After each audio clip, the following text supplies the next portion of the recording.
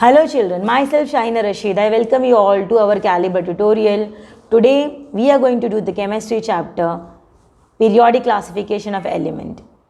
As we have already completed with carbon and carbon compound, so the link is given in the description box children. You can go through that chapter, and for today we are going to restart with the new chapter, periodic classification of element. So children, without wasting time, let us begin with the chapter.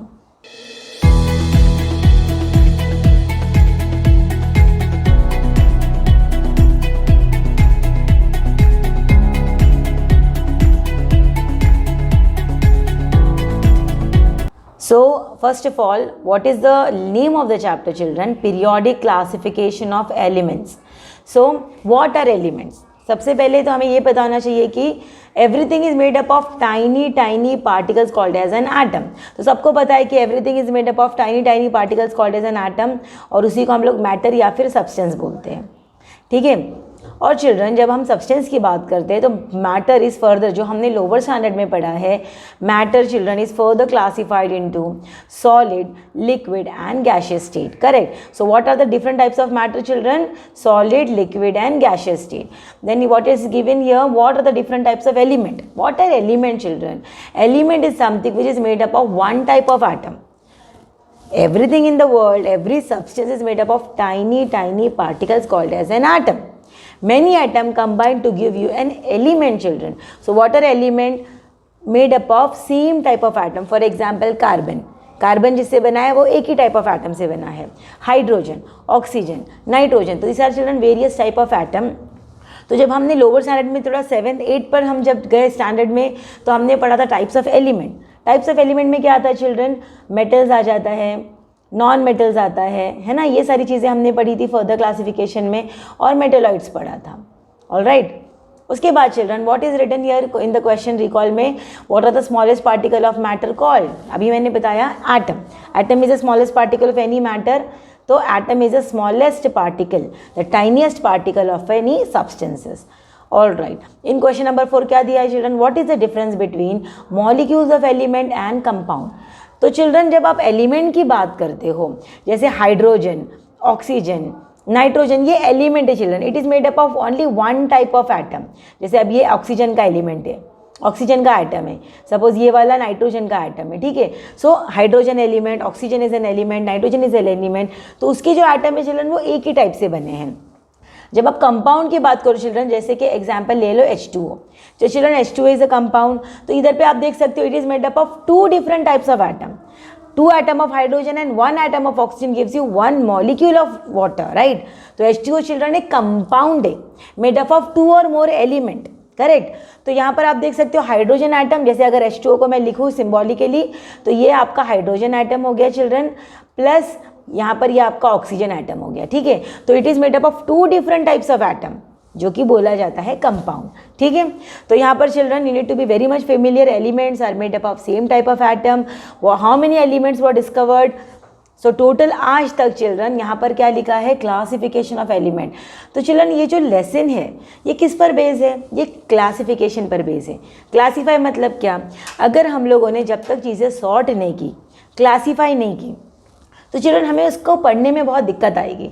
जैसे कि अगर हम एक example ले ले, एक cupboard shelf होता है, तो उसमें हम लोग टी शर्ट्स एक सेक्शन में रखते, आपका पैंट होता है वो एक सेक्शन में, है ना. और उसके बाद में ये सारी चीज़ें इस तरीके से आप सेक्शन वाइज डिवाइड करते हो चीज़ें.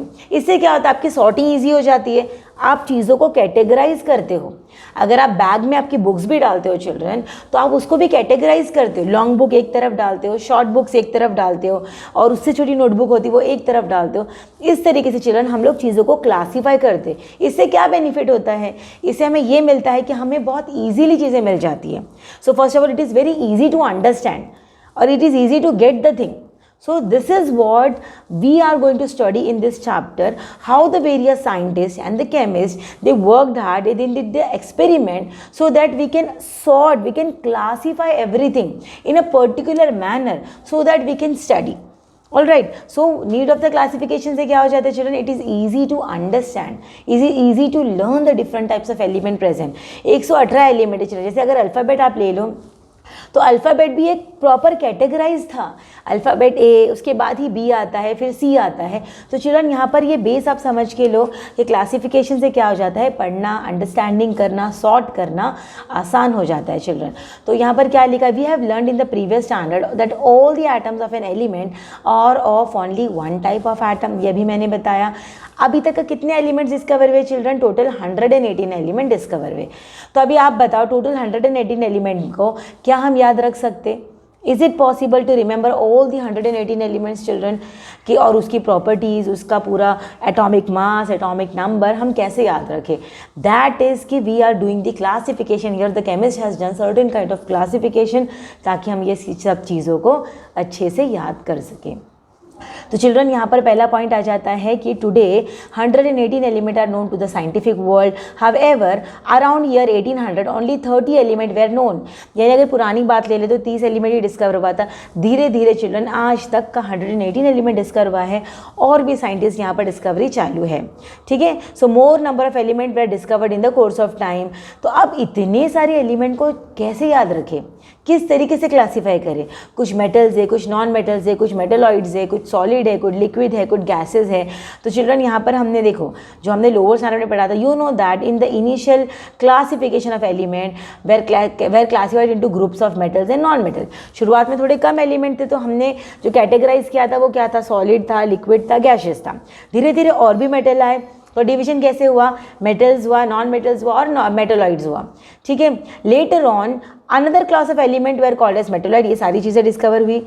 As the knowledge about the element and their properties went on increasing, धीरे धीरे और एलिमेंट्स आते गए, तो क्या हुआ, साइंटिस्ट ने क्या किया, एक अलग मेथड ट्राई किया क्लासिफिकेशन का, और वही सारी चीज़ें चिल्ड्रन हम यहाँ पर पढ़ने वाले हैं, ठीक है। तो आप जब यहाँ पर आप सबसे पहला यहाँ पर क्लासिफिकेशन देखोगे चिल्ड्रन, तो सबसे पहला क्लासिफिकेशन आ जाता है डॉबरिनस ट्राइड का, ठीक है। तो हम लोग यहाँ पर आज फर्स्ट वाला क्लासिफिकेशन देखेंगे, जो कि डॉबरिनस ट्राइड का था। तो नाम क्या है चिल्ड्रन, डॉबरिनस ट्राइड, ओके। तो ट्राइड क्यों नाम है, क्योंकि इन्होंने क्या किया, ग्रुप ऑफ 3 लिया, तीन एलिमेंट लिया, और तीनों को इस तरीके से उन्होंने कुछ एक्सपेरिमेंट किया कि कुछ एक्सपेरिमेंट उन्होंने किया। तो लेट अस अंडरस्टैंड कि उन्होंने किस तरीके से वो यूज़ किया है। तो in the year 1817 a German scientist called as Dobereiner's suggested that property of element are related to their atomic mass. तो क्या बोला इन्होंने कि एलिमेंट की जो भी प्रॉपर्टी है, प्रॉपर्टी मतलब क्या चिल्ड्रन, कि उसका नेचर कैसा है एलिमेंट का, वो मेटल है या नॉन मेटल है, केमिकली किस तरीके से वो रिएक्ट करता है, उसको हम लोग बोलते हैं केमिकल प्रॉपर्टीज़। तो ये सारी चीज़ें, फिजिकल प्रॉपर्टी और केमिकल प्रॉपर्टी चिल्ड्रन किस पर डिपेंड करती है, एटॉमिक मास पे। ऐसा किसका कहना था, डॉबरिनस ट्राइड का। तो इन्होंने क्या किया, ग्रुप ऑफ 3 बनाया चिल्ड्रन। तो what is group of 3 children, यहाँ पर fill in the blanks MCQs में आता है। Group of 3 is called as triads, tri मतलब 3 चिल्ड्रन, ओके। तो ही अरेंज द एलिमेंट, अब बहुत इंपॉर्टेंट पॉइंट है यहाँ पर देखो, ये डॉबरिनस ट्राइड का लॉ है। He arrange the element 3 element in a triad, in a 3 का group, in an increasing order of their atomic masses. उन्होंने कैसे अरेंज किया, increasing order of their atomic mass, जो भी उसका वजन है एलिमेंट का, उसको इंक्रीजिंग ऑर्डर में लिया, यानी असेंडिंग ऑर्डर में लिया। Showed that the atomic mass of the middle element was approximately equal to the mean of the atomic mass of the other 2 element. इसका मतलब क्या चिल्ड्रन, एक सिंपल एग्जाम्पल यहाँ पर जो दिया है वो ले लेते हैं। तो पहला ग्रुप कितना था चिल्ड्रन, यहाँ पर लीना के आप याद रखना है, पहला ग्रुप एग्जाम्पल आता है एग्जाम में। तो what are Dobereiner's triad children, it is group of 3, okay. How he arranged the element in increasing order of their atomic masses. अब अरेंज कैसे किया देखो, पहला ग्रुप आपको बता दूं ली ना के, अरेंजमेंट कैसा था आप यहाँ देखो, लीना मतलब कि लिथियम का एटॉमिक मास चिल्ड्रन कितना आ जाता है 6.9, और पोटेशियम का अगर आप एटॉमिक मास देखें तो पोटेशियम का चिल्ड्रन 39.1 है, ठीक है। तो इनका कंडीशन क्या था कि इन्होंने फर्स्ट और लास्ट का एवरेज निकाला, ठीक है। एवरेज मतलब क्या, उसका मीन निकाला। तो देखो 6.9 को आप राउंड ऑफ करके 7 ले लो, ठीक है, और 39.1 को राउंड ऑफ करके आप 39 ले सकते हो। इसका एवरेज निकालो, देखो डिवाइड बाय 2 कर दो, कितना आंसर आता है, 39 + 7 गिव्स यू 46 चिल्ड्रन। 46 को डिवाइड बाय 2 करो, कितना आता है, 2 2 ज़ा 4 एंड 2 3 ज़ा 6। तो चिल्ड्रन जब हमने फर्स्ट और लास्ट एटॉमिक मास का एवरेज निकाला तो हमें क्या मिला, हमें atomic mass of the middle one मिला। ठीक है, इस तरीके का अरेंजमेंट इन्होंने किया। I will repeat once again, he arrange the element in group of 3, he arranged the element in an increasing order of their atomic masses such that the atomic mass of the middle one, the atomic mass of the middle element is approximately equal to the mean of the first two element. All right children, hopefully आप लोगों को समझा है क्या है Dobereiner triad. I'll repeat once again, he arranged the element in group of 3 in an increasing order of their atomic masses such that atomic mass of the middle one, sodium, is equal to, approximately equal to the atomic mass average of the first two element. ठीक है, तो पहला और last वाले का जब average निकालोगे children, उसका एटॉमिक, उसका जो आंसर मिलेगा is equal to the atomic mass of the middle element. Hopefully children आपको समझ में आया कि डोबेरिनर ट्रायड क्या था, उनका कंसेप्ट क्या था।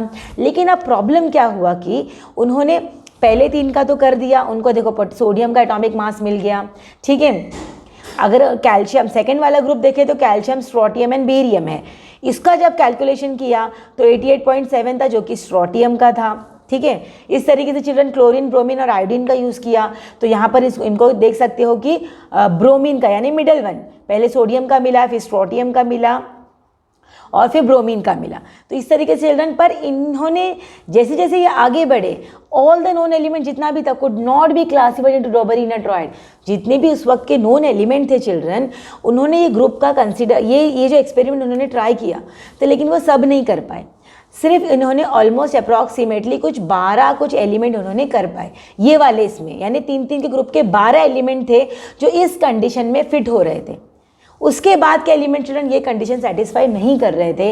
इसी रीज़न से Dobereiner triad was failed and then the new chemist came, the new scientist came who did the further experiment. ठीक है, तो यहाँ पर चिल्ड्रन आपको बस ये ली ना के वाला एग्जाम्पल आपको करना है। ठीक है, and for today children we are going to wind up and end with the Dobereiner triad, and in the next lecture we are going to continue with the Newland octaves and Mendeleevs जो बाकी के scientist थे किस तरीके से किया।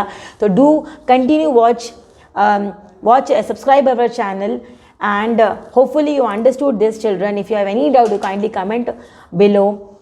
Okay, so thank you so much children for watching.